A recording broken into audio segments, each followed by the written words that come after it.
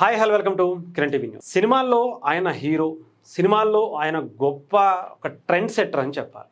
అలాంటి మెగాస్టార్ నిజ జీవితంలో కూడా అంతకు మించినటువంటి గొప్ప మానవతావాది అని చెప్పాలి. ఇది మనం చెప్పడం కాదు, సమాజం చెబుతుంది. సమాజం ఆయన చేస్తున్నటువంటి సేవ చూస్తూ కొనియాడుతుందని చెప్పాలి.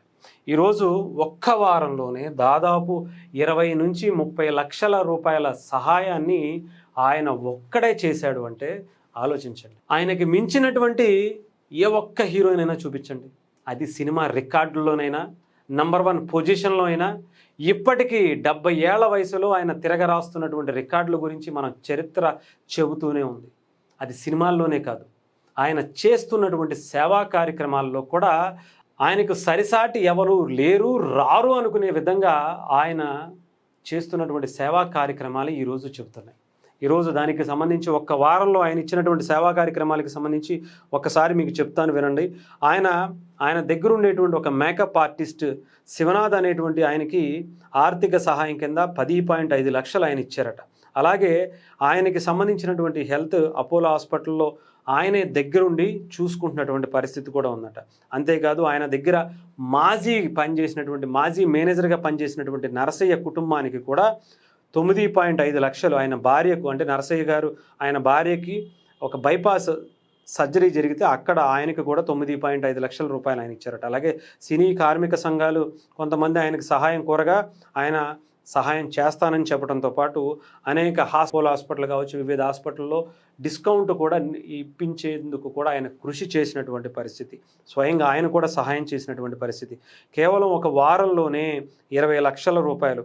అలాగే మొన్న రీసెంట్గా ఎన్టీఆర్ అవార్డు తెలంగాణ ప్రభుత్వం ప్రకటిస్తే దాని నుంచి వచ్చినటువంటి 10 లక్షల రూపాయలు పలు సేవా సంస్థలకు, అనాథాశ్రమాలకు, అనేకమైనటువంటి వృద్ధాశ్రమాలకు ఆయన స్వయంగా ఆ డబ్బులు ఇచ్చినటువంటి పరిస్థితి.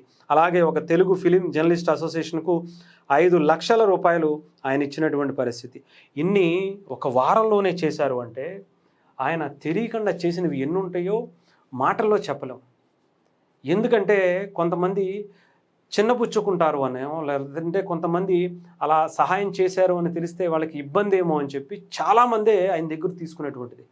ప్రతీ నెల నేను చెప్తున్నాను కదా, ప్రతీ నెల ఎలా అయితే శాలరీలు వెళ్తాయో ఆ రూపంలో ఆయన ప్రతీ నెల ఫలానా వాళ్ళకి అంటే పెన్షన్ రూపంలోనో, చదువుకోవటానికో, లేదంటే స్కూలుకో, ఎడ్యుకేషన్కో, ఇంకొక దానికో ఇస్తూనే ఉంటారు. హెల్త్కి సంబంధించో ఇంకొక దానికి సంబంధించో ఆయన దగ్గర పనిచేసినటువంటి వ్యక్తులు, పనిచేసి వేరేదొకరికి పనిచేసేటువంటి వ్యక్తులు సహాయం కోసం వచ్చినా సరే ఆయన చేస్తున్నటువంటి సేవా కార్యక్రమాలు ప్రతీ నెల కొన్ని లక్షల రూపాయలు ఇప్పటికీ వెళ్తూనే ఉంటున్నాయి. దానికి లిస్ట్ ఇంకా పెరుగుతూనే ఉందంటే ఆలోచించండి.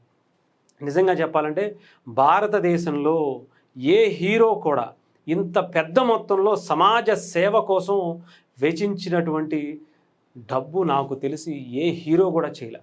అలాంటి గొప్ప రికార్డ్స్ కూడా ఆయన ఖాతాలోనే ఉన్నాయి. ఏదో సినిమాల్లో ఆయన టాప్ స్టార్గా ఎన్నో రికార్డులు, ఒక రేంజ్లో ₹1 కోటి అందుకున్నటువంటి రెమ్యునరేషన్స్కి సంబంధించి అనేక రికార్డులు ఆయన ఖాతాలో ఉంటాయి. అలాగే ఇలా సమాజ సేవ చేస్తూ అనేక లక్షల కోట్ల రూపాయలు సమాజానికి సేవా కార్యక్రమాల్లో చేస్తున్నటువంటి దాంట్లో కూడా ఆయనే రికార్డులు, ఆయనే రాజు రారాజు అని కూడా చెప్పచ్చు.